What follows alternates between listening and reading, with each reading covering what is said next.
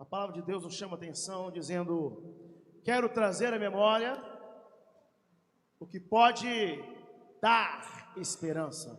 Vamos dizer todos juntos? Quero trazer à memória o que...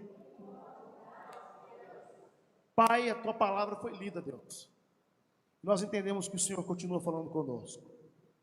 Muito obrigado, Deus, pelo que aconteceu no culto até agora. E continua falando, Deus, a nossa vida, nosso coração, ao nosso dia a dia.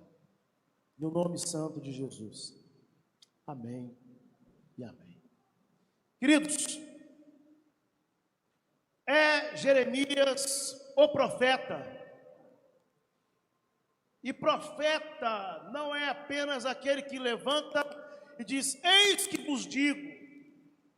Mas o profeta é aquele que é de fato, segundo o grego, o profetés, aquele que é boca de Deus, mas aquele que anuncia, aquele que propaga, mas é aquele também que denuncia. E Jeremias vive um tempo extremamente difícil, porque o orgulho do povo estava destruído, o templo estava no chão, acabou, não tem mais o templo. E para aquele povo nessa época, o templo era o lugar onde eles se encontravam, onde choravam, onde adoravam a Deus, onde estavam com Deus, onde falavam em nome de Deus, onde se ajudavam. O templo havia sido destruído. E trazia sim um orgulho muito grande para aquele povo, trazia sim uma felicidade muito grande. Acabou, caiu, o templo caiu. E segundo os historiadores, o povo estava ali sentado sobre as pedras, sentado sobre a parede que havia caído, sentado na escada, lamentando, chorando e marcando as suas vidas em meio a exatamente aquilo que havia acontecido. Se o templo acabou, aonde vamos nos encontrar? Se o templo acabou, qual é o nosso orgulho? Se o templo acabou, aonde Deus falará conosco? Se o templo acabou, aonde nós vamos chorar? Se o templo acabou, o nosso tempo também acabou. Queridos irmãos e irmãs, está Jeremias sentado junto com aquele povo. E de fato entendendo que o golpe havia sido muito forte. E ele, como parte do povo, também sentiu o golpe. Mais do que isso, a lamentação de Jeremias, a tristeza do profeta, o motivo do choro do profeta, que é chamado de profeta chorão, não é porque está ali um homem que se condói com qualquer coisa, não. O lamento de Jeremias, o choro do profeta, é exatamente porque o povo porta alguns princípios os quais não vêm de Deus. E um desses era que havia ali um povo surdo. Mas a surdez do povo não é a surdez natural, era de fato a surdez espiritual. O profeta pregava, o povo não ouvia, mas gostava da igreja. O profeta cantava e o povo também não sentia, mas era um povo que gostava da igreja. O profeta pregava, mas o povo era indiferente. E esse mesmo povo chora pelo templo. Esse mesmo povo lamenta a destruição da casa de Deus. Eu não sei se você entende, mas perceba que não há conexão nessas duas situações. Talvez se fosse hoje, seria você entender que a nossa igreja caiu e quem reclama, quem chora, quem lamenta é o povo que não vem na igreja.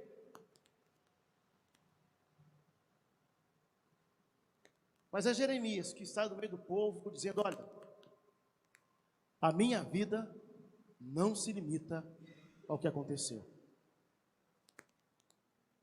profeta que se levanta e diz: olha, de fato, nós estamos chateados, de fato, há uma tristeza muito grande, de fato, há uma dor muito grande, mas a minha vida não se limita a esse princípio. Quero trazer à memória o que pode me dar esperança, ou quero trazer à memória o que me dará esperança. É a palavra de um homem de Deus, dizendo: o templo caiu, mas o Senhor continua de pé. O templo se foi, mas o Deus do templo ainda é presente entre nós.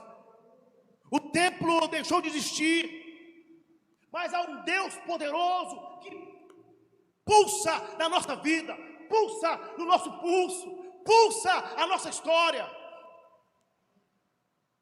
Queridos irmãos e irmãs, eu quero nessa noite chamar sua atenção, porque de fato os nossos dias são marcados por pessoas orgulhosas, prepotentes,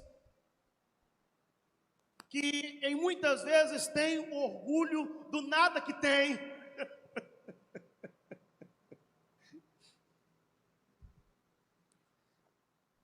E se apegam a princípios que não levam a absolutamente lugar nenhum.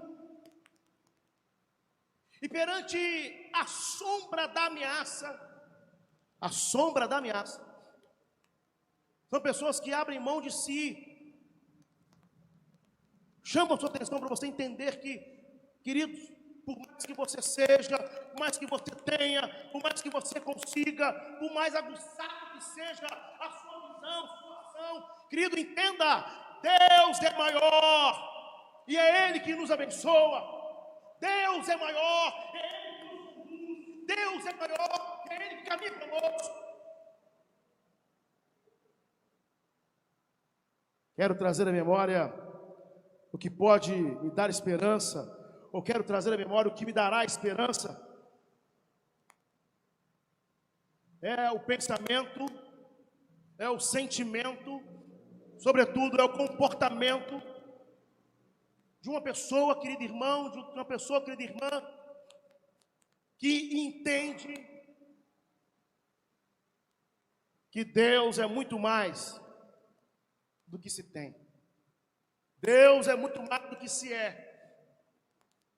E por maior que seja a nossa caminhada, por maior que seja a nossa vida, por menor que ela seja, Deus é maior. Deus é maior. Queridos irmãos, diferente do que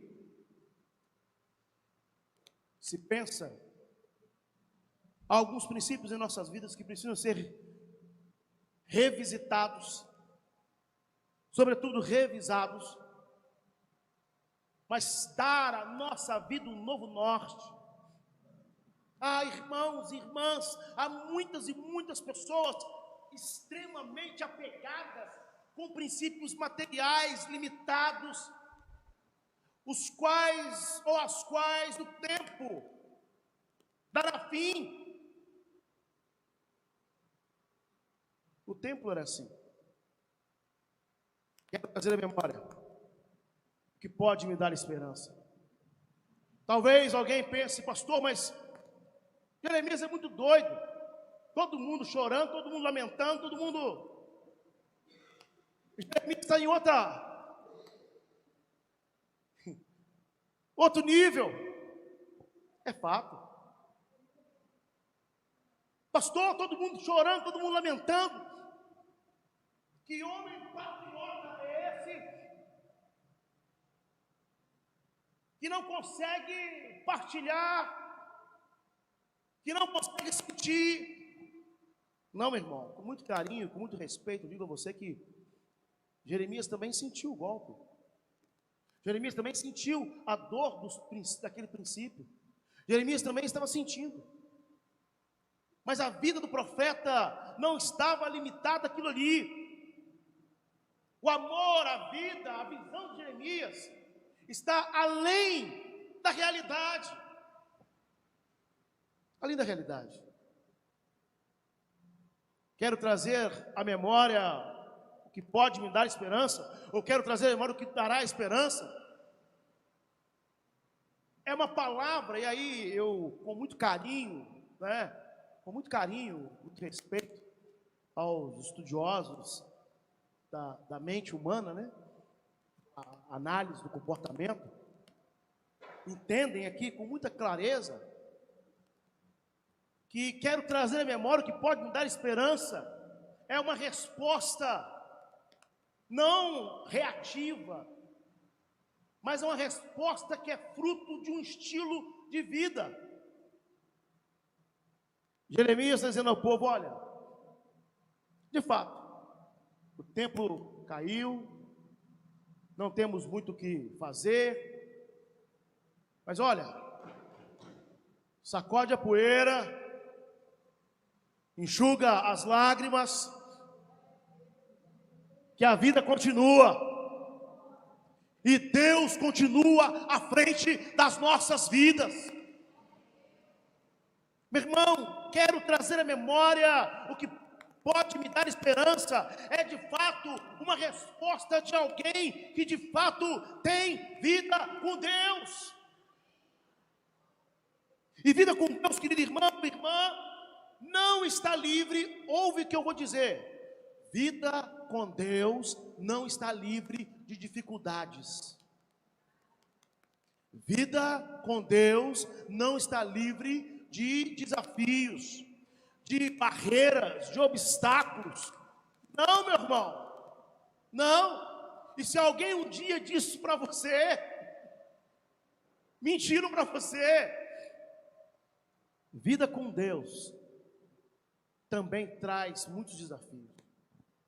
Mas vida com Deus, querido irmão, irmã, é vida de oração, é vida de jejum, é vida de leitura da palavra, é vida onde eu me inspiro em Deus, para caminhar um tempo altamente desafiador.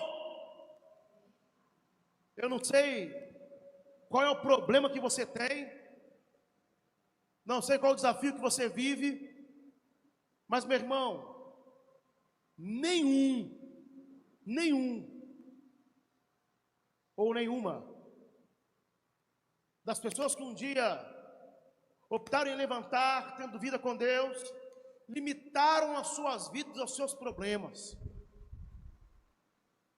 Davi, um dos personagens que eu mais admiro no cânon bíblico, ele fala: olha,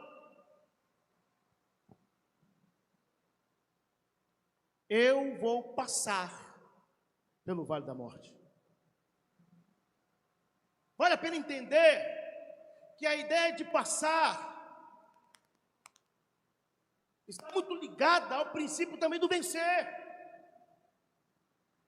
Mas o vale da morte, ele existe, que é o vale do assalto, é o vale do desafio, é o vale das dificuldades. Mas com o Senhor, sendo meu pastor, nada há de me faltar. O que Davi está dizendo? Olha, Deus é o meu pastor, e o pastor no sentido claro, clássico da palavra. É o guia, é o conselheiro, é o companheiro, é o meu inspirador, minha motivação. Vou vencer. E quando Jeremias, muito bem, diz ao povo: quero trazer a memória, Jeremias está dizendo: olha, esse baque que nós vivemos, esse problema que estamos vivendo, nós vamos superá-lo, porque Deus é conosco. Porque Deus é conosco. Queridos irmãos e irmãs, uma palavra profética da parte de Jeremias está muito ligado ao princípio também do testemunho. Alguém que vive com Deus, ouve com carinho que eu vou te dizer, alguém que vive com Deus, ele é visionário. Mas alguém que tem vida com Deus também tem testemunho para dar. Quero aqui, irmãos, hoje pela manhã nós tivemos o nosso momento de concílio e tivemos a alegria eu tive o privilégio, o prazer, né, de falar para a igreja que em meio o tempo e a situação, nas repartições públicas daqui de Juiz de Fora, por onde nós passamos, eu, Juninho, irmãos, fala-se muito bem da nossa casa, fala-se muito bem da nossa igreja, fala-se muito bem da nossa família, fala-se muito bem. Vida com Deus é vida de testemunho. E naquele momento está Jeremias testemunhando aquilo que Deus de fato havia sido na sua vida. Estava Jeremias também pregando para aquele povo. E o Deus do qual ele servia o levava a ver uma realidade maior do que a realidade a qual o povo estava vivendo. Por isso, querido irmão, irmã, eu quero chamar sua atenção e dizer para você, olha, sirva ao Senhor com o que você é, sirva ao Senhor com o que você tem, sirva ao Senhor, sirva ao Senhor, sirva ao Senhor. Porque aquilo que nós somos, e muitas vezes olhamos para o espelho e nos entendemos como, pastor, eu sou tão... Né? Há tempos atrás, eu tive a alegria de nascer na igreja metodista. Eu ia para as reuniões de oração com a minha avó.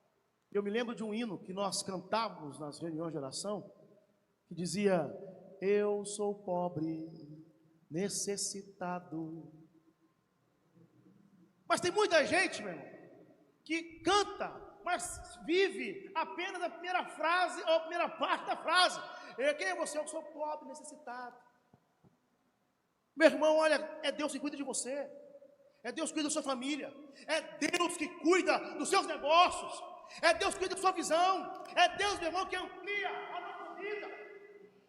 Por isso, eu e você podemos, assim como Jeremias, testemunhar o Deus que nós servimos, o Deus que nós amamos e o Deus que caminha conosco.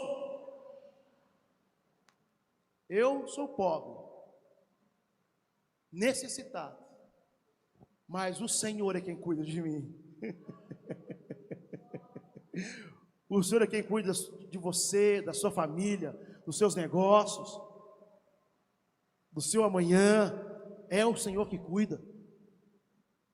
Então, meu irmão, em nome de Jesus, não pense que os problemas de agora vão marcar a sua vida para sempre. Não. Aquilo que tem, de uma maneira ou de outra, te afligido, te incomodado, entenda, meu irmão, entenda, em nome de Jesus, daqui a muito pouco tempo, uma vez que tudo isso está nas mãos do Senhor, será meio de testemunho e alegria, para que Deus seja glorificado por meio da sua vida, em nome de Jesus. Não se limite, não ache que esse desafio, esse tempo é eterno, mas entenda, Deus está trabalhando para algo novo e melhor acontecer na sua vida, e por meio desse tempo, almas e pessoas vão reconhecer quem é Deus e o que Ele faz por meio da sua vida. Meu irmão, em nome de Jesus, quero trazer à memória o que pode me dar esperança. É também palavra, resposta, postura, compostura, sentimento, pensamento, mas comportamento de alguém que tem compromisso com Deus. Querido, eu quero aqui com muita tranquilidade. Eu sei que o que eu vou dizer não vai te apavorar e também não vai assustar a você que nos assiste. Mas olha, eu tenho muita dificuldade com as pessoas que muitas vezes dizem: pastor, eu sou convertido, mas não tem compromisso. Querido, não existe conversão sem comprometimento com o Senhor. Não existe. Não existe. Nós cantamos um cântico extremamente sério, onde fala de novas vestes.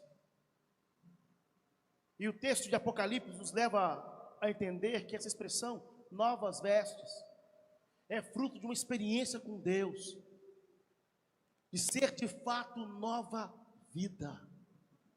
Nova vida. E aquele que tem de fato com o Senhor nova vida, em meio àquilo que é, aquilo que tem, aquilo que faz, ainda assim vivencia problemas, crises, questões, interrogações. Ah, meu irmão, quantos e quantos homens de Deus, quantos e quantas mulheres de Deus nós conhecemos que passam por dificuldades, passam por desafios, mas eu quero que você entenda em nome de Cristo, esses passam, eles não ficam e não morrem nos desafios. Entenda, querido, que esse tempo, ele não limita a sua vida, que esse tempo, ele não marca a sua vida, mas que esse tempo também será vencido pelo poder da graça, da paz, da unção e da ação de Cristo Jesus. Meu irmão, em nome de Jesus, querido, quero convidar você a entender esses princípios. O texto bíblico nos chama a atenção em meio àquilo que nós somos, em meio àquilo que nós fazemos, e nos inspira. Quero trazer à memória o que pode me dar esperança. Está Jeremias diante de um povo em desesperança. E aí muitas vezes alguém que caminha em desesperança, é muito comum que esse também entre em desespero. E quantas vezes nós percebemos pessoas desesperadas, sendo tomadas pelo terror, e aqui eu digo com muita tristeza, sendo capazes de pôr cabo, fim na própria vida. Ah, meu irmão, como é triste, como é triste. Mas quero trazer à memória o que pode me dar esperança, é olhar para dentro de nós, percebermos quem de fato nós somos, e por muito carinho que eu digo isso, muito respeito, claro, e por pior que seja alguma coisa, ainda assim, olhar para o céu, e como muito bem nós cantamos, né? Eu sei em quem tenho crido, sei também que Ele é poderoso, guardará o meu hoje, guardará o meu amanhã, guardará a minha história, guardará a minha vida. E em meio aos problemas que se levantam contra mim, se levantarão para cair, porque eu sei em quem eu tenho crido. Ah, querido, amanhã é segunda-feira, talvez você vá trabalhar e ter que conviver com aquele colega inconveniente que vai contar para você só problema. Só problema. Lá em Muriaé nós tínhamos o chamado vermelhinho da Rádio Muriaé. Era algo muito parecido com aquela chamada da Globo, né? E a gente tinha com pessoas muito próximas da gente, que a gente olhava e dizia, lá vem o vermelhinho. Só contava derrota, só contava problema. Mas, querido, uma coisa é fato. Tenha para essas pessoas uma palavra profética, assim como Jeremias. Ah, pastor,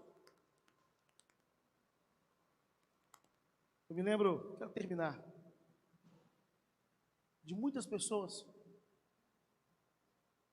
que oram na igreja, chegam acabadas, chegam tristes, marcadas pela dor.